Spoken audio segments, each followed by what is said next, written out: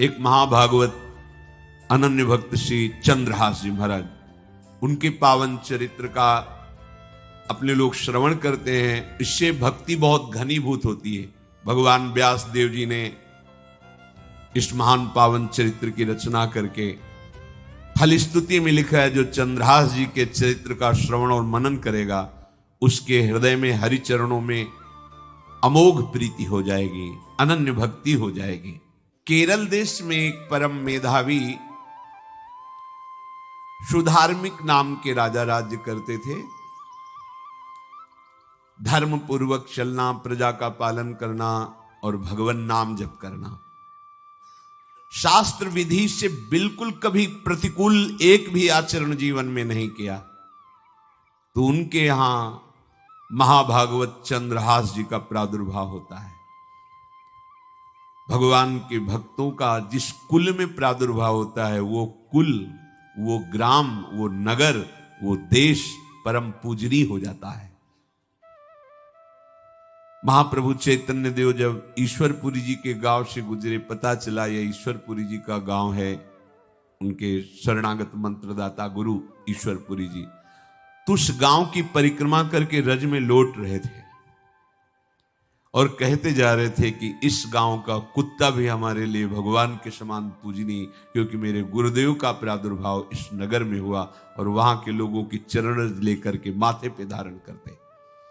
नाम प्रसंग कहे तू उपदेश, जहां या धर्म धन्य सो देश, धन्य सो कुल जेहि जन्म भयो, धन्य सो तात धन्य सो माए। माता पिता कुल परिवार 21 पीढ़ियां तर जाती हैं यदि भगवान का महाभागवत कोई भक्त पैदा हो जाए। ये महाभाग्यशाली मूल नक्षत्र में प्रकट हुए। लौकिक में अमंगल माना जाता है और भाव में देखो तो मूल कौन है? नक्षत्र भगवान। ऊर्ध्व मूल मधा शाखा मुसत्तम प्राहुरव्ययम। सबके मूल कौन है? श्री भगवान। किस नक्षत्र में पैदा हुए? मूल में, भगवत स्वरूप। और लोक में माना जाता है कि मूलन में पैदा हुआ है लड़का, अमंगल है, कुछ नष्ट ही होगा, संसार बड़ा विचित्र है। चंद्रहास जी प्रकट हुए तो बोले कृष्ण। जैसे बालक रोता है ऐसे उनकी आवाज में निकला कृष्ण कृष्ण।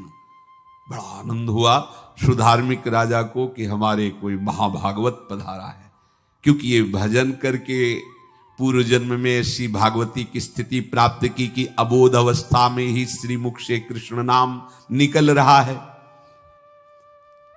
आनंद उत्सव मनाया जा रहा है। राजा है, राजकुमार प्रकट हुआ, और दूसरी बात वो स्वयं भक्त हैं और भगवान का ऐसा भक्त जो जन्म लेते ही कृष्ण नाम उच्चारण किया। ये आनंद ज्यादा दिन टिका नहीं। रोज बधाइयां हो रही, आनंद उत्सव मनाए जा रहे। शत्रु पक्ष के राजाओं ने मिलकर कहा यही अवसर है, आक्रमण कर दिया जाए और केरलाधिपति का सब पूरा महल घेर करके कोई एक भी न बचने पावे। शत्रु पक्ष के राजाओं ने घेर लिया। हुतो एक नृपता के सुत चंद्रहास भयो, परियों विपत्ति धाई लाई और पुर है। राजा को दीवान ताके रही घर आन बाल, आपने समान संग खेले रस ढुर है। भयो ब्रह्म भोज कोई ऐसोई संयोग बन्यो, आए वे कुमार जहां विप्रन को सुर है। बोली उठे सबे तेरी सुता को जो पति है, वो चाहे जान सुन गयो लाज घुर है। आसपास से राजा और सैनिकों ने घेर लिया। अब वो असावधान थे, आनंद में पुत्र हुआ है, बधाइयां, कोई संभावना ही नहीं थी। गुप्त रूप से शत्रु पक्ष के राजाओं ने आक्रमण करके घेर लिया। अब राजाओं की कई सेनाएं और इनकी असावधानी पूर्वक आनंदमयी वृत्ति में कोई पहले से पता हो तो तैयारी करते, तत्काल आक्रमण को रोकने का प्रयास किया पर असफल रहे। इनके सैनिक भी मारे गए, राजा भी मारे गए, राजमहल को घेर लिया गया। कोई भी एक भी बच के न जाने पावे। तो राजमाता जिनसे चंद्रहास जी का प्रादुर्भाव हुआ था, उन्होंने धाय मां को कहा कि मेरे पुत्र को बचाने में तुम समर्थ हो, मेरे तो प्राण नहीं बचेंगे। धाय मां ने विचार किया, कैसे बचा सकती हूं, आसपास तो सब सैनिक घेरे हुए हैं। तत्काल उसने विचार किया कि अगर हम इनको राजकुमार की तरह ले जाती है तो हमें भी मारा जाएगा और इनको भी मारा जाएगा। देखो कितनी विपत्ति जन्म लेते हैं। कोई प्रश्न कर सकता है कि महाभागवत जिनके घर में प्रकट हो तो वहां धन वैभव सुख संपत्ति बढ़नी चाहिए, यहां तो जन्म से ही जैसे वहां माता पधार, ये क्या है? तो श्री भगवान स्वयं कह रहे हैं, यस्य तुष्टो रहम पार्थ वित्तम तस्य हराम्यहम करोमि बंधु विच्छेदम सच कष्टेन जीवति।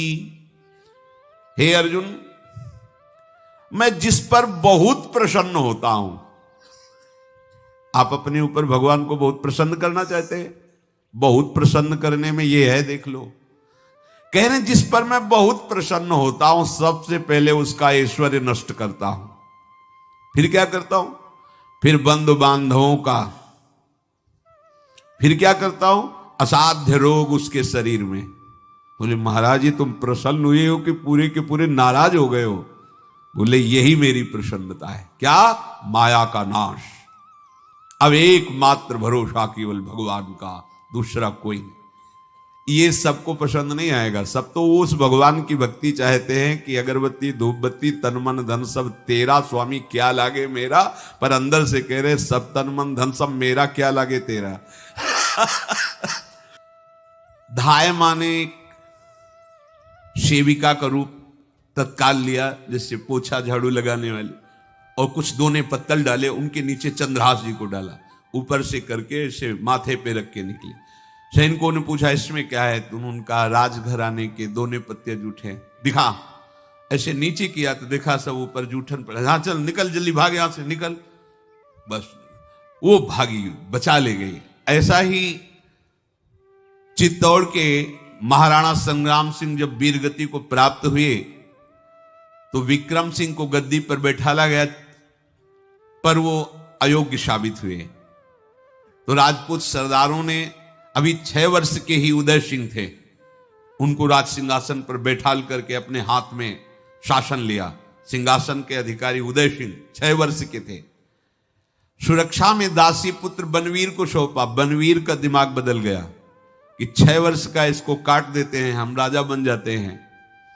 वो पिशाच की तरह महल में घुसा और जितना भी राणा परिवार था सबको उसने काट दिया। और उदय सिंह को काटने के लिए जब आगे बढ़ा तब धाय मां ने विचार किया कि मेरा कर्तव्य क्या है। तो उसका पुत्र ठीक 6 वर्ष का उदय सिंह जैसा ही था।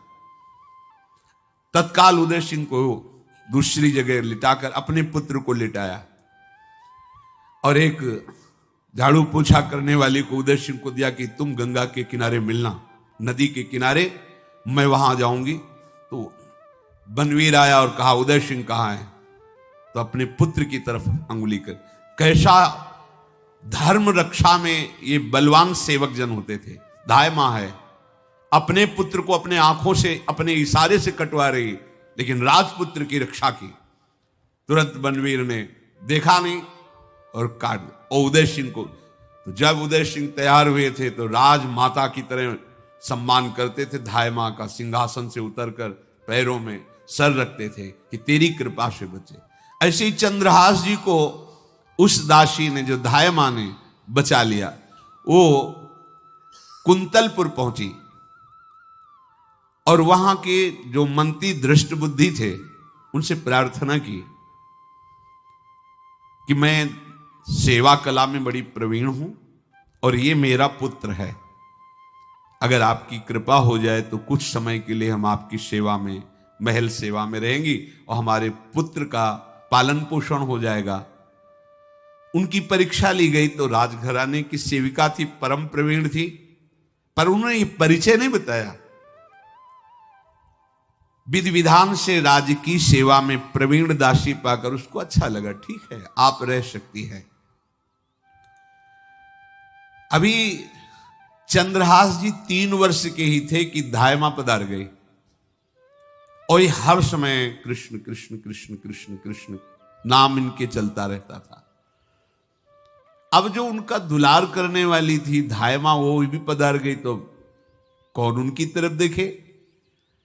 पर बहुत ही गौर वर्ण, बड़े ही सुंदर।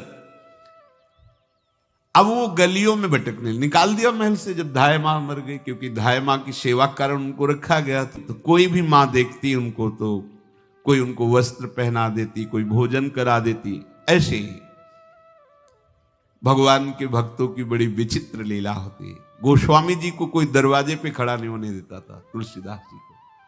अगर वो किसी भूख से प्रेरित होकर बाल रूप ही थे किसी के दरवाजे, अरे बड़ा भागा इसको हटा दो, जन्मते मां मर गई, धाय मां भी मर गई, कोई भी अगर इसे एक रोटी देगा तो विपत्ति आ जाएगी। तो साक्षात भवानी अन्नपूर्णा अम्बा एकांत में गोस्वामी जी को भोजन पवाती थी आकर के, दुलार करके। ऐसे ही यहां चंद्रहास जी को जो भी माता बहन देखती कुंतलपुर के गलियों में, तो कोई वस्त्र, कोई स्नान करवा देती, कोई काजल लगाती, कोई भोजन पवा देती। परमहंसों जैसा जीवन कट रहा है। कृष्ण कृष्ण कृष्ण कृष्ण। 14 भुवनों में जिनकी अव्याहत गति है, जो सबको देखते रहते हैं, श्री देवर्षि नारद जी। ये कृष्ण कृष्ण बोलता है बालक, और इसका हरि के सिवा कोई नहीं। तो एक दिन एकांत में बैठे हुए थे बालक चंद्रहास जी, नारद जी पधारे हैं, भाई जी से मिले हैं। स्वप्न में कितने महापुरुष मिलते हैं जो भजन ठीक से करते हैं, ये बड़े बड़े महापुरुष आकर के उपदेश करते हैं। ये त्रिकाल सत्य हैं, कोई ऐसा नहीं है कि ये कहानी हैं, अभी हैं। जहां आप भगवत चिंतन करेंगे तो आपको परिचय बड़े बड़े महापुरुषों का मिलने लगेगा। नारद जी आए तो देखा आंख बंद किए हुए चंद्रहास जी कृष्ण कृष्ण कृष्ण कृष्ण कृष्ण ऐसा उच्चारण कर रहे। त्रिकालज्ञ सर्वज्ञ नारद जी ने देखा कि ओहो, इतना छोटा बालक और कृष्ण कृष्ण बोल रहा है। नारद जी ने स्पर्श किया दुलार करते हुए, सुनो आंख खोलो। आंख खोल के देखा श्री देवर्षि नारद जी। नारद जी ने कहा देखो हम तुमको एक अमोघ वस्तु देते हैं, और एक छोटी सी शालिग्राम की इतनी बड़ी शिवग्रह शालिग्राम का जो वो दिया। बोले धो के पी लेना और दिखा के पा लेना, यही तुम्हारी सेवा पद्धति है। अर्थात स्नान करा दिया और जो तुम्हें मिले इनको अर्पित। तो उन्होंने विचार किया कि धोने के लिए, स्नान कराने के लिए पात्र चाहिए, भोग लगाने के लिए पात्र चाहिए। तो जैसे कोई पान की बीड़ी नहीं, तो ऐसे कपोल में शालिग्राम को रखे रहते हैं। कोई पात्र ही नहीं, कोई सिंहासन ही नहीं, यही धुल गए, चरणामृत अंदर जा रहा, जब पाएंगे तो यही पा लेंगे साइड में ऐसे करके, फिर निकाल के धो। यहां कपोल में रखते छोटे से शालिग्राम चंद्रहास जी, और उपदेश किया भगवान के मंत्र का। जब कोई भगवत प्राप्ति के लिए चलता है तो भगवान ही गुरु रूप से प्राप्त होते हैं, वहां तक तुम्हें पहुंचा देते हैं या उन महापुरुष को आपसे मिला देते हैं। जब कोई भगवत प्राप्ति के लिए जहां चलता है तो ये भगवान अपनी तरफ से कृपा करते हैं। ये दृष्ट बुद्धि के जो महल में धायमा ने इनका आश्रय स्वीकार करवाया था, उसके एक पुत्र थे मदन जी, वो बड़े भागवत थे। और एक पुत्री थी जिसका नाम था विषया, वो बड़ी सुंदर थी, अभी छोटी अवस्था की ही थी। मदन जी का स्वभाव था भक्तों को भोजन पवाना। जो भगवत भाव के जन होते हैं उनके हृदय में ऐसा उत्साह होता रहता है कि जो वैष्णव हैं, संत जन हैं, इनको भोजन पवाने का मतलब श्री भगवान को भोजन पवाना। भक्तमाल में भी वर्णन है कि जैसे गर्भवती मां को आप कुछ भी पवाओ तो बालक की पुष्टता अपने आप होती है, ऐसे संतों के हृदय में भगवान विराजमान प्रगट रूप से हैं। जब हम संतों को भगवत भाव से भोग पवाते हैं तो साक्षात भगवान ही पाते हैं। वो मदन थे भगवत भाव के, तो उन्होंने बुलाया बड़े बड़े भक्तों को और ब्राह्मणों को। जब ब्राह्मण और भक्त पा रहे थे तो खेलते खेलते चंद्रहास जी भी वहीं चले गए और उन्होंने भी वहां प्रसाद पाया। अब बड़े बड़े ब्राह्मणों में एक ज्योतिषाचार्य थे। दृष्टबुद्धि जी ने हाथ जोड़कर प्रणाम किया और अपने परिवार को प्रणाम करवाया और कहा, यह हमारी पुत्री है। दृष्टबुद्धि जी ने कहा, आप इसका हाथ देकर बताइए, इसको वर कैसा मिलेगा, कैसा ऐश्वर्य होगा। दृष्टबुद्धि मतलब दुष्ट बुद्धि, ऐसा ही था वो। पर बड़ा विचित्र खेल है, इसकी बुद्धि एकदम विपरीत और पुत्र महाभागवत। भगवान का खेल है, वो भक्ति विरुद्ध और पुत्र भागवत।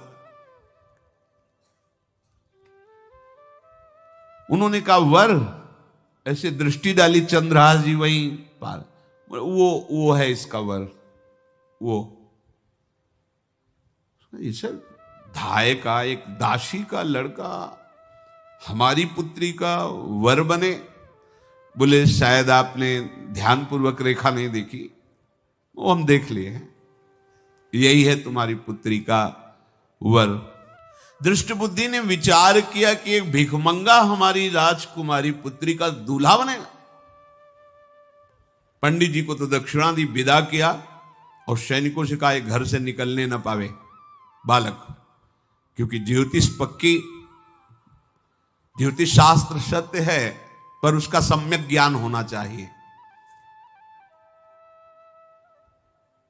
भला मुझ सम्राट के मंत्री की पुत्री, वो महामंत्री हैं दृष्टबुद्धि, और ये एक भिखमंगा कैसे हो सकता है। बड़ा हृदय में जलन हुआ, ये तो बड़ी अपकीर्ति और दुर्भाग्य का विषय होगा, इसी को मरवा डालते हैं, काम खत्म हो जाएगा। निश्चय किया और जल्लादों को बुलाया और कहा, बालक जो पंगत में भोग पा रहा है इसको ले जाओ और जंगल में मार के, और इसका कोई अंग हमें काट के दिखाओ कि हाँ मार, मतलब पक्का मार देना है। क्योंकि वो इतने सुंदर थे, इतने सुशील थे, इतने प्यारे लगते थे कि कोई भी मारने के लिए तैयार। इसीलिए उसने शर्त रखी, इनका अंग काट करके हमको प्रमाण में दिखाया जाए कि मार दिए गए हैं। ततो देवास भगवांश्चांडालास्तान मुमुहत मोहितास्त्वन्त्यजा वाक्य मब्रुवन कीदृशः शिशु। चांडालों ने हाथ पकड़ा चंद्रहास जी को, लेकिन चंद्रहास जी का स्पर्श करते हुए उनको ऐसा दुलार होने लगा हृदय में, जैसे मां को अपने बच्चे से दुलार होता है। स्पर्श करते, दरस परस अघनाश, भक्त का स्पर्श ही पापों का नाश कर देता है। वो दो जल्लाद आपस में कहने लगे, भाई जीवन हो गया लोगों को मारते हुए, कभी कोई पुण्य का काम नहीं किया। ये देखो भक्त संग का प्रभाव। इस सुकुमार विशाल नेत्र, कैसा सुंदर बालक जो हमारे चित्त को चुरा रहा है, इस दुष्ट बुद्धि मंत्री ने आदेश किया मारने का। भला इससे क्या बिगाड़ा इनका, क्यों मारना चाहता है। देखो वैसे तो मां पापी है ही है, क्योंकि जल्लाद घर में जन्मे हैं, पूर्व जन्म के पापों के अनुसार इस जन्म में न जाने कितनों को हमने काटा है। पर पता नहीं क्या हो रहा है, मेरे हृदय में ऐसी हिम्मत नहीं आ रही कि इस बालक को मैं मार सकूं। दूसरे ने कहा, फिर अगर उसको तुम नहीं मारोगे तो तुम मारे जाओगे, कुछ तो करना पड़ेगा। नहीं नहीं, इस छोटे से बालक से क्या किसी को नुकसान। एकांत जंगल में ले गए और कहा, तुम जानते हो हम तुम्हें किस लिए लाए हैं। चंद्रहास जी बालक थे, 5 वर्ष की आयु अब हो गई थी, तो उनका मुझे पता नहीं कि आप क्यों लाए हैं। बोले, हम जल्लाद हैं, तुम्हें मारने का हुक्म दृष्टबुद्धि ने दिया है, मारना तो पड़ेगा ही तुम्हें। हमारी इच्छा नहीं कि मारें, पर हम तुम्हें अंतिम बात पूछते, तुम्हें कुछ भी पसंद हो, कुछ भी, तो तुम कहो, हम तुम्हारे लिए ला के देंगे। जो तुम्हें चाहिए बोलो, पर हमें वध करना पड़ेगा तुम्हारा। तो उनका मुझे कुछ और नहीं चाहिए, बस थोड़ा सा समय चाहिए। यदि आप मारना ही चाहते हो तो थोड़ा हमारी पूजा है, हम कर लें, इसके बाद मार लीजिए। आपको तो बल है, अस्त्र हैं, मैं तो बालक हूं। उनका हाँ, हम तुम्हें समय देते, तुम किसी को पुकार भी सकते हो, जो तुम करना चाहो कर सकते हो। चंद्रहास जी ने कहा, मुझे मृत्यु का भय नहीं, बस कुछ समय दे दी। पूरा महाभारत हो गया था, टिटिहरी के अंडे नहीं फूटे थे। वहीं एक टिटिहरी का, तो टिटिहरी एक पक्षी होती है ना, टे टे करके उड़ती है, तो उसके अंडों के ऊपर एक हाथी का घंटा हो गया, गिर गया ऐसे। सब पूरा महाभारत में सब नष्ट भ्रष्ट, वो अंडे वैसे सुरक्षित। तो जो प्रभु भारत युद्ध में राखे भरही अंड, सोई मुंह को राखे जो राखत ब्रह्मांड।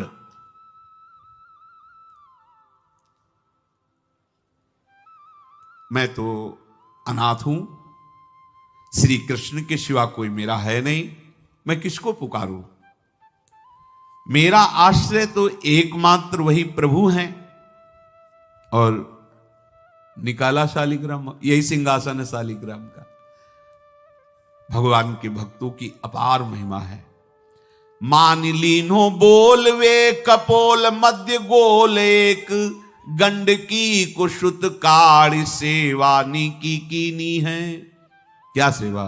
वहां कोई पंचपात्र गंगा जल सब थोड़ी है, लेकर बस आंसुओं से अभिषिक्त कर रहे हैं। प्रभु, मुझे तो कोई ज्ञान नहीं कि आपकी सेवा कैसे की जाती, मैं तो अपने मुख में ही आपको रखता हूं। अब मेरे जीवन का अंत होने जा रहा है, बस मैं यही प्रार्थना करता हूं कि मैं आपके ही समीप पहुंचूं, आपका ही स्मरण करूं, आपसे कभी विलग न हूं, एक भी वृत्ति आपसे कभी विलग न जाए। भयो तदाकार यो निहार सुख भार भरी, नैनन की कोर ही सो आज्ञा बध दीनी है। श्याम सुंदर मुरली मनोहर ललित त्रिभंगी ध्यान करते हुए आंख खोली और इशारा किया, काट दो मुझे। जल्लादों ने जब देखा आंसू चल रहे ऐसा, वो बैठ गए अस्त्र रख के और कहने लगे, भाई तुम मुझे मार दो, भले भले वो दृष्ट बुद्धि मुझे, मैं इस बालक को नहीं मार पाऊंगा, मेरी हिम्मत नहीं है। कुछ भी हो, मेरा वध हो जाए, पर मैं इस बालक को, गिरे मुरझाई दया आई कछु भाए भरे, ढरे प्रभु और मति आनंद शोभिनी है। हुती छठी आंगुरी सो काट लई दूषण हो, भूषण ही भयो जाई कहीं सांच चीनी है। जब नेत्र का इशारा हुआ कि वध कर दो, तो जो बधिक मारने के लिए आए हत्यारे थे वो आनंद से एकदम प्रफुल्लित हुए और कहा, मैं नहीं मार पाऊंगा तुम्हें। तो एक ने कहा, देखो एक उपाय मुझे दिखाई दे रहा है, इस बालक में विशेषता तो है ही, पर इसके पैरों में देखो, बाएं पैर में एक छठी अंगुली भी है, किसी किसी को होती है। गांव में तो कहते छंगू या छंगा, जिससे होता है ना गांव में, और ये छंगा मतलब 6 अंगुली के। बोले इसको अगर काट लेते हैं तो प्रमाण भी सत्य, जिसकी कसम खवाएगा मैं खा लूंगा कि ये चंद्रहास जी के है, और मैं मार दिया। और कौन इस बालक को ढूंढेगा, जंगल में छोड़ देते हैं, अपनी तो सामर्थ्य नहीं। बधिकों ने, जल्लादों ने ऐसा ही किया और जाकर अंगुली दिखा दी, मैं बालक का वध करके आ गया हूं। उनको यह कि लाखों बार इन्होंने वध किया, तो संशय का कोई रिश्तेदार थोड़ी है, वो तो बालक है, उसको मारने में क्या। हाँ ठीक है, मार दिया गया। अब वो जो चले गए तो अंगुली जो कटी थी उससे रक्त प्रवाह हो रहा है। कृष्ण कृष्ण जगन्नाथ वासुदेव जनार्दन, हे कृष्ण हे जगन्नाथ हे वासुदेव हे जनार्दन, ऐसे नाम उच्चारण करते हुए मूर्छित हो रहे हैं चंद्रहास जी। वो छोड़ करके जल्लाद चले गए। चंद्रहास जी भगवान का स्मरण कर रहे हैं, तो जितने जंगल के मृग हैं वो सब मंडलाकार घेर के ऐसे। एक हुमा नाम का पंछी होता है, अगर उसके पंखे की छाया पड़ जाए तो चक्रवर्ती सम्राट का वैभव प्राप्त होता है। और वो भीड़ की भीड़ पक्षी आकर चंद्रहास जी के ऊपर ऐसे घेरे हुए हैं, आसपास मृग मृगी मृग शावक सब घेरे हुए हैं, बीच में चंद्रहास जी कृष्ण गोविंद दामोदर माधव ऐसे उच्चारण कर रहे हैं। जो भगवान के चिंतन में मगन रहना अपना स्वभाव बना लेता है, तो देखो ऐसे हत्यारों के हृदय में भी दया गई, क्योंकि दया समुद्र भगवान का स्मरण जो करते हैं उनमें ऐसी महामहिम दिव्यता आ जाती है। कोई भी कितना भी निर्दयी हो, अंदर से वो भले जल रहा है द्वेष के कारण, पर कहीं ना कहीं ये द्वेष आंतरिक राग का सूचक हो। वो भी भक्त को प्यार करता है, पर भक्ति ना होने के कारण वही उसका राग द्वेष में बदल जाता है। कोई भी हो, अंदर से जब भक्त के प्रति जलन पैदा करता है तो उसमें मूल होता है भक्त की महिमा, भक्त का महत्व, पर उसे ना प्राप्त, जैसे कहते हैं कि वो अंगूर खट्टे हैं और हट नहीं प्राप्त कर पाए तो अंगूर खट्टे हैं, बकाया महत्व सब के अंदर होता है। दुष्ट से भी दुष्ट के अंदर भगवान के भक्तों का महत्व होता है, क्योंकि सबके हृदय में भगवान विराजमान है। अब चंद्रहास जी भगवत स्मरण करते हुए पक्षियों के और मृग आदि के बीच में हैं। उधर भगवान का एक विधान तैयार होता है, वह देश भूमि में रहत लघु भूप और सुख सब एक सुत चाह भारी है। कुंतलपुर के ही अधीन एक चंदनवती नाम की राज्य नगरी थी। वहां के राजा थे, उनके पुत्र नहीं हो रहा था, तो उन्होंने बहुत से दान पुण्य यज्ञ आदि किए। गृहस्थी धर्म में पुत्र ना होना एक बहुत अमंगल सूचक होता है। पितरों को पिंडदान करना, तृप्ति करना और गृहस्थ परंपरा को आगे बढ़ाना, पुत्र ऐसा। और जिसके गृहस्थ धर्म में होते हुए पुत्र नहीं होता, उसे शास्त्रों में लिखा पुत्र नाम के नरक की भी प्राप्ति होती है ऐसे। पर अगर वही गृहस्थ जिसके पुत्र नहीं हुआ और बाल कृष्ण को अपना पुत्र मानकर उनकी सेवा करे तो परम पदवी को प्राप्त हो जाए। संतान नहीं हुई तो दोनों विरक्त होकर वृंदावन वास करो, भजन करो, श्री जी को प्राप्त हो जाओ। पर अगर गृहस्थ में है तो पुत्र की कामना बड़े बड़ों को देखी गई, क्योंकि ऐसा सिद्धांत है। जब दशरथ जी महाराज चक्रवर्ती सम्राट, जब उनकी भी बहुत अवस्था हो गई, पुत्र नहीं हुआ तो व्याकुल हो गए और वशिष्ठ जी के चरणों में जाके बैठे कि सब कुछ है, पुत्र ना होने के कारण हमारा हृदय व्याकुल रहता है। उन्होंने श्रृंगी ऋषि को बुलाकर पुत्रष्टि यज्ञ करवाई, जिससे भगवान 4 रूपों में प्रकट हुए, राम लक्ष्मण भरत शत्रुघ्न। तो कुंतलपुर सम्राट पद, चंदनवती राज्य राजा, जैसे प्रदेश और दिल्ली में बैठे हुए जो प्रधानमंत्री राष्ट्रपति वो बादशाह, जो दिल्ली का अधिकार वो बादशाह, और ऐसे छोटे छोटे जो राज्य हैं उनको राजा। तो ये चंदनवती के राजा कर दिया करते थे, प्रत्येक राजा को कर देना होता था बादशाह को। इनके पुत्र था नहीं और कर देने के लिए कुंतलपुर ही जा रहे थे, तो रास्ते में देखा कि बहुत से मृग और पंछी ये घेरे हुए क्या है, तो एक कौतूहल सा कि क्या है बीच में, आसपास मंडलाकार मृग, फिर वो विहंग पक्षी। निकष्यो विपिन आनि देखिया ही मोद मानी, कीनी खग छां घिरी मृगी पाति सारी है। दौरी के निशंक लियो पाए निधि रंक जियो, कियो मन भयो सो बधायो श्रीहु वारी है। को दिन बीते नृप भय चित चीते दियो, राज को तिलक भाव भक्ति विस्तारी है। जो भगवान के आश्रित है, भगवान कैसी व्यवस्था करते हैं। वो चंदनावती के राजा दौड़ करके एक कौतूहलवश, क्या है यहां, मृगी पंक्तियों के बीच में पक्षी हुमा नाम का बड़ा पवित्र पक्षी हिमालय आदि में पाया जाता है, जिसके ऊपर इसकी छाया पड़ जाए वो ऐश्वर्यवान हो जाए। देखा बालक दिव्य तेजों में, और मूर्छावस्था में नजदीक गए तो अंगुली पूरी कटी हुई थी, तो रक्त प्रवाह, गोद में उठाया और आनंदित हो गए। हमारी पुत्रेष्टि यज्ञ सफल हुई, हमारा दान पुण्य सफल हुआ।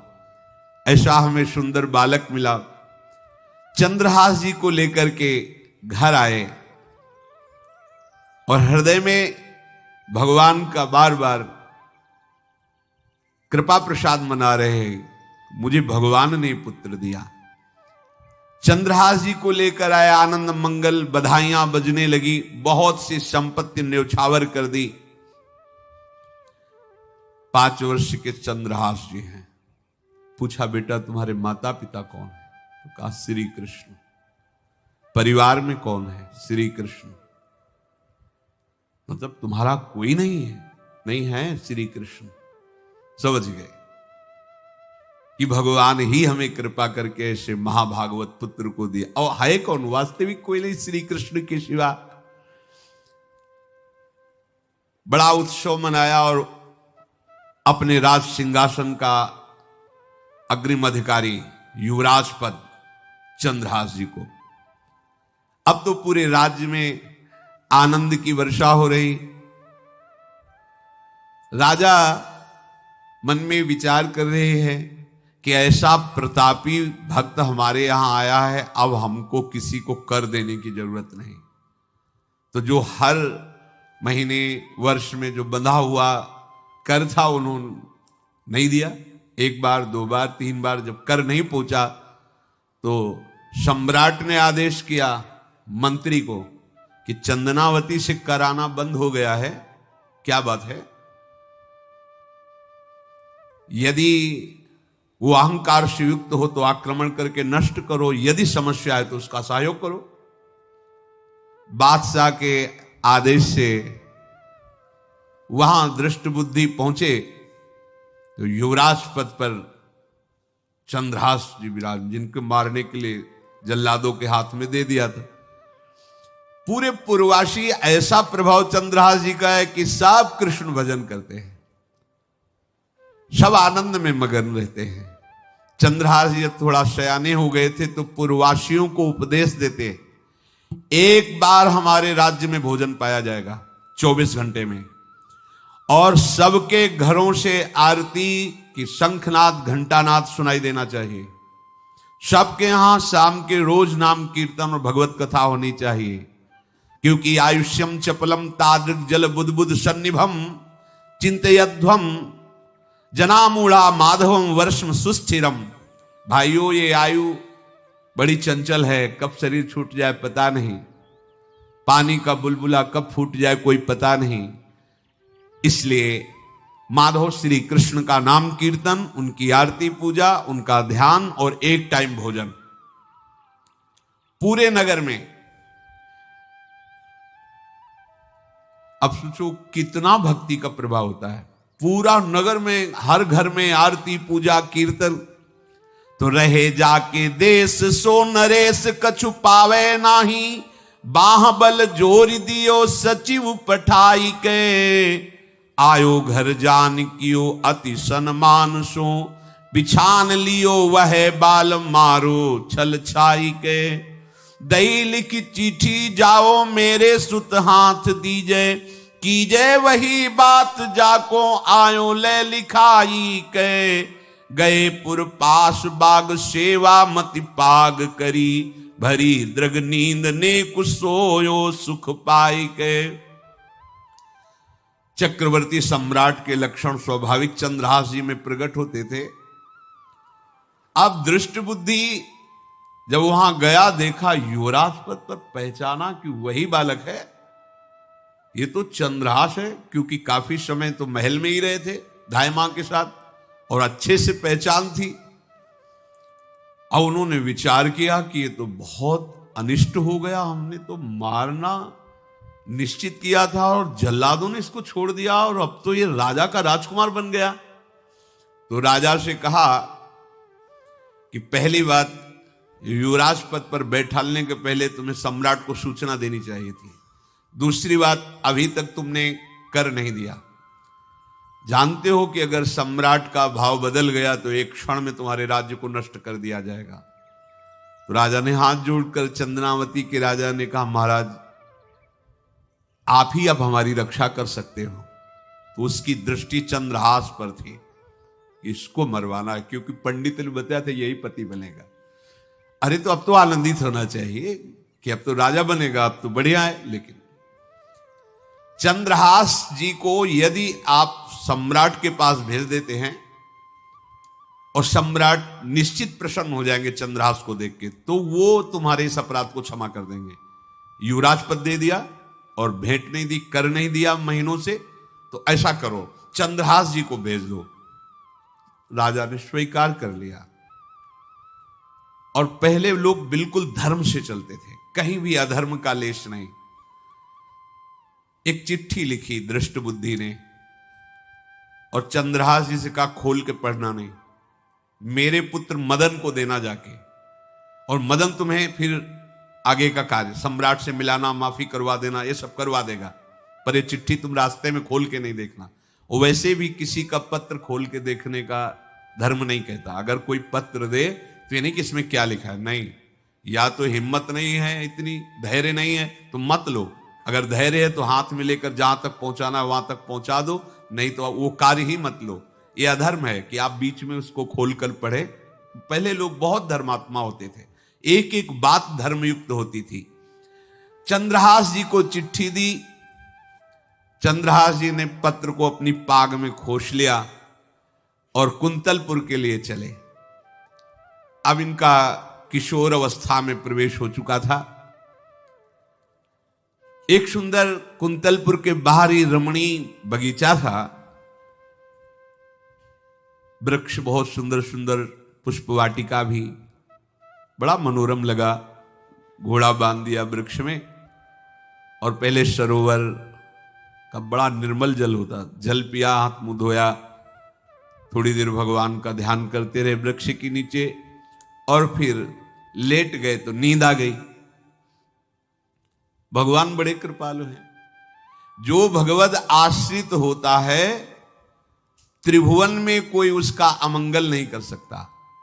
अपनी सहेलियों के साथ दृष्ट बुद्धि की वही राजकुमारी जिसके साथ इनका ज्योतिषाचार्य ने कहा था यही पति होगा, वो अपनी बहुत सी समान वयस अवस्था की जो किशोरियां थी उनके साथ वो, और ये राजवाटिका थी, इसमें घूमने के लिए आई। तो घोड़ा देखा तो उसने कहा यहां किसी का घोड़ा कैसे आ सकता है? हमें लगता है कोई यात्री इसमें प्रवेश कर गया, उसको पता नहीं होगा कि राजवाटिका है। खेलत सहेलिन मो आई वाही बाग मांझ, करी अनुराग भई न्यारी देखी रीझी है। पाग मदि पाती छवि माती झुकी खेच लई, बाची खोल लिख्यो विष दैन पिता खीजी है। विषयाशु नाम अभिराम दृग व्यंजन सो, विषया बनाई मन भाई रस भींजी है। आई मिली आलिन में लालन को ध्यान हिए, पिए मद मानो गृह आई तब धीजी है। वो अपने सहेलियों के साथ घूमते हुए उसी वृक्ष के नीचे पहुंची जा चंद्रहास नौ किशोर अवस्था, और जो भगवान का भजन करते हैं उनमें एक विशेष आकर्षण होता है जो साधारण आदमियों में नहीं होता। वो कैसा भी रूप हो उससे मतलब आकर्षण होता है। ऐसा लगता है इनके समीप बैठे रहे, इनको देखते रहे, इनकी बातें सुनते रहे, उनमें भगवत आकर्षण होता है। आंख मुंदी हुई शोर है, देखते ही पूर्व विधान के अनुसार उसका चित्त लुट गया। इतना सुंदर नौ किशोर अवस्था। आसपास देखा तो सखियां खेलने में लगी थी। पाग में एक चिट्ठी सी दिखाई दी तो झुक करके चुपचाप ऐसे नौ किशोर अवस्था में चंचलता भी होती है, चिट्ठी खोल करके देखा तो वैसे ही रूप माधुरी में आसक्त हो गई थी। पूर्व संस्कार से आकर्षण भी हुआ। इसने संस्कृत में लिखा था, विस्मस्मयी प्रदातव्यम त्वया मदन शत्रुवे, कार्या कार्यम न द्रष्टव्यम कर्तव्यम खलु में प्रियम। मदन पुत्र, उनके नाम था मदन। अय मदन, बिना कुछ विचार किए इसको विष दे देना जाते ही। क्या उचित है क्या अनुचित ये तुम्हें नहीं सोचना, मेरा प्रिय करना, मेरे आदेश का पालन, जाते ही से विष दे देना। पत्र, उसने देखा वो पिताजी की बुद्धि खराब हो गई, ऐसे सुंदर नव किशोर को विष देने की बात लिख दी। अब उसे बड़ा दुख हुआ कि पहली ही दृष्टि में, अभी तो इन्होंने आंख खोल के हमें देखा ही नहीं, और इनको इस सोई हुई मुद्रा में देख करके मेरे प्राण समर्पित हो गए, मेरा चित्त समर्पित हो गया। चलो, जब मेरी सखियों के नाम पुकारे जाते, हेमलता शशिकला आदि, तो मुझे चुभता था कि मेरा नाम पिताजी ने विषया क्यों रखा है। आज सार्थक हो गया, मेरा नाम सार्थक हो गया।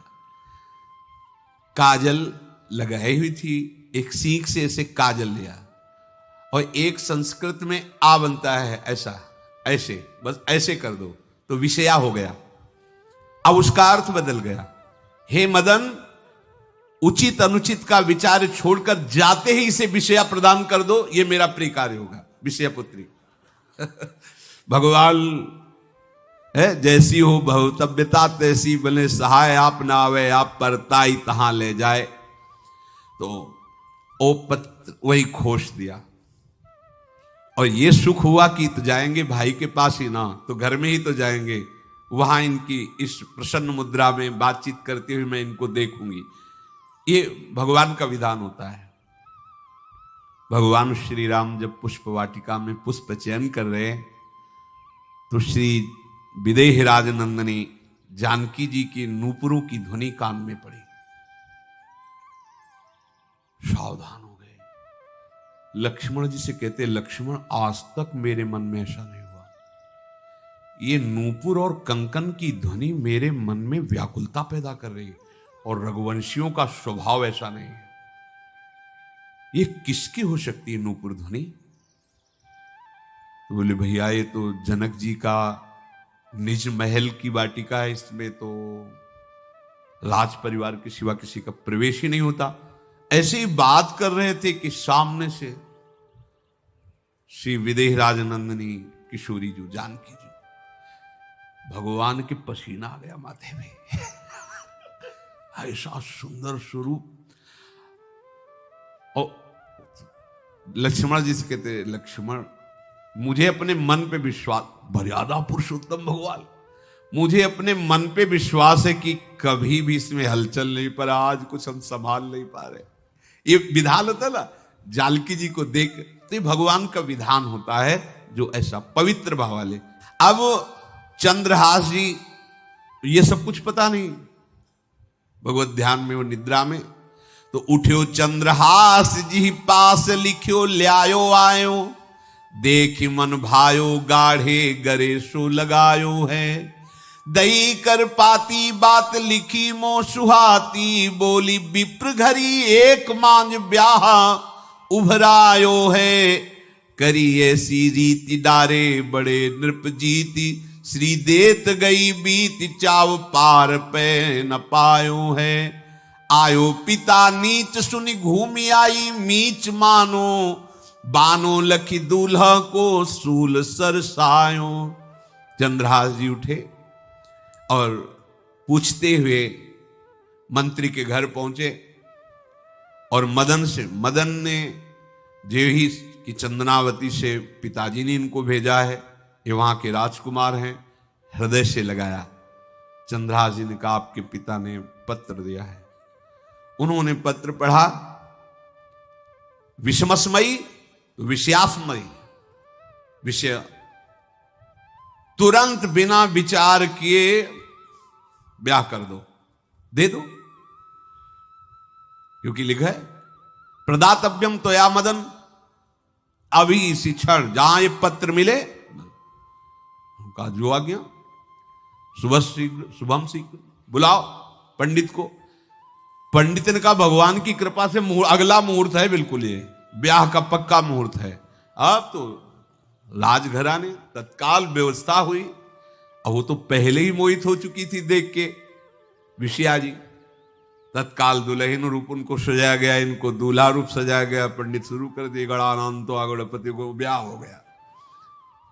अब जब ब्याह यहां खूब धूमधाम से हो गया तो दृष्ट बुद्धि ने सोचा कि काम हो गया होगा, विष दे दिया हो गया, मर अब हम जाके संभाल लेंगे, क्योंकि राजकुमार है, कैसे विष दिया, कौन दिया, तो इस बात को हम संभाल लेंगे। जब वहां घर है तो पूरे नगर में सजावट हुई थी। बोले भैया सजावट का है कि? बोले महाराज आपके ही आदेश से तो है, आपने दूल्हा भेजा था। वो दूल्हा भेजा, तो ब्याह किसने कब कहा ऐसा? बोले तो मदन के पास चिट्ठी रखी है। अब वो घर गए, मदन को बोला, बोले तुम्हारी बुद्धि मारी गई क्या? हमने पत्र में लिखा था। दिखा दिया, लिखा था हमने, विष इसमें विषया कैसे लिख गया? काजल से ऐसे, और पहले स्याही काजल की ही होती थी, तो ऐसे भगवान सब कुछ बना देते हैं। उनका पिताश्री एक भी अक्षर आपकी आज्ञा का उल्लंघन, आपने लिखा था बिना विचार किए उचित अनुचित का हमारी आज्ञा का पालन किया जाए। विषया प्रदातव्यम मदन, मेरा नाम लेके आपने संबोधन करके ये देखो ये लिखा हुआ है, इसमें हमारी त्रुटि क्या है? देखा तो चंद्रहास जी दूल्हा और सुंदर, अब उसका हृदय आग ले। अब तो मान जाना चाहिए, बिटिया का वरण हो गया भाई, ब्याह हो गया, अब तो गुस्सा छोड़ देनी चाहिए। पर दुष्ट बुद्धि, नाम ही रखा था दृष्ट बुद्धि, उसने कहा चाहे बिटिया विधवा रहे पर तुम्हें जिंदा नहीं रहने देंगे। ये दुष्ट बुद्धि होती है। देखो कैसे कैसे ऐसे ही होते हैं, कुछ लोग ऐसे ही होते हैं, हमारी इज्जत, फिर जेल काटता है पूरा परिवार, मार डालेंगे तुम्हें जिंदा नहीं रखेंगे, ऐसे दुष्ट बुद्धि का स्वभाव होता है। अब भाव जब बिगड़ जाता है तो फिर पकड़ में नहीं आती बात, यही समझ जाना चाहिए था। चरणों में प्रणाम करके कि अब तो तुम हमारे बेटे के समान हो, ये भी राज्य तुम्हारा, वो भी आनंद लो, अब बड़ा सुख का कार्य। लेकिन जब नकारात्मक सोच आ जाती है तो बुद्धि कंट्रोल में नहीं रहती, वो फिर उद्दंडता करने, उसका निश्चय गलत होता है। बैठ्यो ले एकांत सुत करी कहा भ्रांत, ये कहो सो नितांत कर पाती ले दिखाई है। बाँच आँच लागी मैं तो बड़ोई अभागी, ए पे मारो मति पागी, बेटी राणु सुहाई। बेटिया भले विधवा हो जाए पे इसको हम मरवा देंगे। बोल नीच जाति बात कही तुम जाओ मठ आवे, यहां को मारी डारो मोही भाई है। चंद्रहास जू सौभाग्यो देवी पूजी आओ, आप मेरी कुल पूज सदा रीति चली आई है। नजदीक गया और कहा कि बहुत कृपा हुई, आप हमारे दामाद बने, पर हमारे यहाँ की एक रीति है, हमारे नगर के बाहर जो देवी हैं उसमें लड़की का वर अकेले पूजा करने जाता है। आपको हमारी कुल की रीति का निर्वाह करना होगा, आपको जाना ही होगा। कोई समस्या नहीं, हमारे लिए तो हर देवी देवता भगवत स्वरूप है, आपके लिए हम पूजने चले जाएंगे, पूजन की थाल तैयार करो। और उधर कई बलवान सैनिकों को भेजा, देवी पूजने जो आ रहा है तत्काल उसे काट देना, किसी भी तरह बचना नहीं चाहिए, नहीं तुम सब मारे जाओगे। जो आदेश देवी मंदिर में सैनिकों को लगा दिया, जो आवे तत्काल मार देना, क्योंकि अब भेज ही रहे ना, तो नाम नहीं लिया, कहा जो आवे तत्काल मार देना, मेरा आदेश अगर बचा तो मैं तुम्हें मार दूंगा। उन राज सैनिकों ने जो बधिक स्वभाव के थे पहले से वहां लग गए। अब चलो ई करन पूजा देशपति राजा कही, मेरे सुत नाही राजवाही को ले दीजिए। सचिव सुवन सोजू कहो तुम लाओ जाओ, पाओ नहीं फेर समय अब काम कीजिए। बड़ा विचित्र भगवान का खेल है। वहां के चक्रवर्ती सम्राट जो थे बड़े बड़े विद्वान और ऋषियों से बातचीत कर रहे थे। उनका महाराज अब आपका राज सिंहासन पर बैठना राज्य के लिए अमंगल होगा, ऐसा समय आ रहा है। इस समय यदि चंद्रहास जी को सम्राट पद पर बैठाल दिया जाएगा तो आगे अकाल नहीं पड़ेगा और बड़ा मंगल होता चला जाएगा। ये मुहूर्त आपका राज सिंहासन पर से हटने का है, तो उनका प्रजा का मंगल हो और देश का मंगल हो, इसलिए हम बिल्कुल मदन वहीं बैठे हुए थे। सचिव ने कहा तुरंत जाओ और जो तुम्हारे बहनोई बने हुए हैं चंद्रहास जी को लाओ। तो भागे। तो जो और सैनिक राज सैनिक थे पूछा किधर जा रहे हो? बोले वो अपने बहनोई चंद्रहास जी। बोले वो तो देवी पूजा के लिए गए। तो घर में जाके वो सीधे आगे बढ़े तो जा ही रहे थे थाल सजा कर देवी। बोले सुनो इसी समय मुहूर्त है, आपको देवी पूजा हम कर लेंगे जाके, या हम थाल लेके वहां बैठे रहेंगे, पहले सम्राट पद का वो अभिषेक करो फिर देवी पूजा हो जाएगी। ये तो घर की बात है और देवी पूजा मैं करके आ रहा हूं, वो देवी पूजा के लिए और वो सम्राट पद के लिए बीच से ही। दौरे सुख पाई जाई मगही में लियो जाए, दियो सो पठाई नृप रंग माही भीजिए। अब जो सम्राट थे तो बहुत आनंदित हो गए क्योंकि भगवान का भक्त तेजस्वी और बलवान शूरवीर योद्धा जो सम्राट पद पर बैठेगा तो अकाल नहीं पड़ेगा, सुख की सब प्रजा को वृत्ति प्राप्त होगी। बड़े आनंदित होकर इनका सम्राट पद पर अभिषेक हो रहा है। और दृष्ट बुद्धि के पुत्र जो मदन संतों और भक्तों का आदर करते थे वो देवी पूजा, और वहां पहले उसने बोल रखा था जो आवे तो देवी अपमान ते न डरो सम्मान करो, जात मारी डार्यो या सो भाष्यो भूप लीजिए। चंद्रहास जी का सम्राट पद पर अभिषेक और मदन जी का देवी मंदिर में प्रवेश और सैनिकों ने काट के फेंक दिया मदन को। ये जो पे कृपा रघुपति कृपाल की, बैर और की कहा सरे होई न बाको। बार भगत को जो कोई कोटि उपाय करे, गोस्वामी तुलसीदास जी लिखे। भगवान का कृपा पात्र जो भक्त है किसकी ताकत है कि उससे बैर कर सके। चाहे कोई त्रिभुवन में हो भक्त का बाल बांका नहीं कर सकता, चाहे करोड़ों करोड़ों उपाय कर ले। और तके नीच जो मीच साधु की, सो पामर ते मीच मरे। वेद विदित प्रहलाद कथा सुनि को न भगति पथ पाम धरे। अगर तुम जिस भाव से साधु को नीचा दिखाना चाहोगे वही भाव तुम्हारा सर्वनाश कर देगा। वैसे ही देखो सर्वनाश हुआ ना, एक ही पुत्र और इसके आदेश से वह उल्टा खेल हो गया, पुत्र की ही हत्या हो गई और चंद्रहास जी को सम्राट पद पर अभिषेक किया जा रहा है। अब दृष्ट बुद्धि ने बड़ी प्रसन्नता अंदर है कि वो तो मार दिया गया होगा। सैनिक आए और बोले महाराज आपके पुत्र का वध हो गया है। पुत्र का वध कैसे? बोले आपने कहा था जो आए उसे मार देना, तो आपका पुत्र ही थाल लेकर पूजन। वो तो चंद्रहास, बोले उनका तो अभिषेक हो गया सम्राट पद पे। ये कैसे हो? अब अंदर भारी दुख उनके हृदय में। उन्होंने बताया कि तुम्हारे पुत्र को तो हम लोगों ने ही काट डाला आपके आदेश के अनुसार, आपने कहा था जो जाए उससे काट।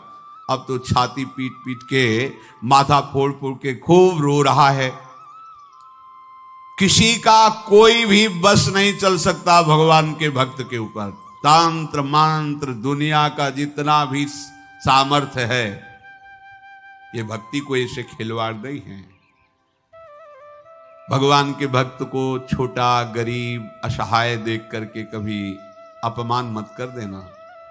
दुखिया को न सताइए, क्योंकि दुखिया देगा रोए, और जब दुखिया के मुखिया सुने तब तेरी गति का होए। ऐसा मत समझना है भिखारी हैं, बेकार हैं, ऐसा है क्या है हमारे पास सब कुछ है। कुछ नहीं, एक तमाचा में काल के सब मिट्टी में मिल जाओगे। ये जो भ्रकुटी के इशारे से काल को भी ना चाहता है उनके ये दास हैं। देखो ना क्या वो सम्राट पद पे अभिषिक्त हो रहा है, उसके कुल परंपरा चलाने वाला पुत्र ही काट दिया गया। अब वो बार बार मैं कितना भागी, हाय मैं कितना भागी, अपने पुत्र को ही मरवा दिया। ये हाहाकार करके रो रहा है। चंद्रहास जी ने जब सुना तो उन्होंने कहा अरे मृत्यु तो मेरी निश्चित थी, फिर मदन भैया को वो मेरी मृत्यु प्राप्त हुई। नहीं नहीं, ऐसा नहीं हो सकता। मैं अभी जाता हूं। वहां गए, अंगों को रखा, भगवान का ध्यान करते, स्मरण करते से हाथ फेरा, उठ के बैठ गए। अब ये घटना तो उनको पता नहीं थी, दृष्ट बुद्धि को उन्होंने खोपड़ी फोड़ करके अपनी हत्या कर ली। उनको जिला के आए तो फिर उनको जिलाया और कहा पिताजी अब कृष्ण कृष्ण जपो। अब उनकी बुद्धि शुद्ध हुई और भगवान का आश्रय लेकर के वो अपने जीवन को भगवत भक्ति में बनाए। तो जो भगवान का भक्त है उससे द्रोह करने वाले को भी परम मंगल ही देते हैं भक्त, पर भक्ति में अनन्यता की आवश्यकता है। प्रारंभ इहलोक परलोक के सारे सुखों को भगवान के चरणों में समर्पित करके किसी व्यक्ति वस्तु स्थान का आश्रय नहीं होना चाहिए। श्री राधा वल्लभ लाल की।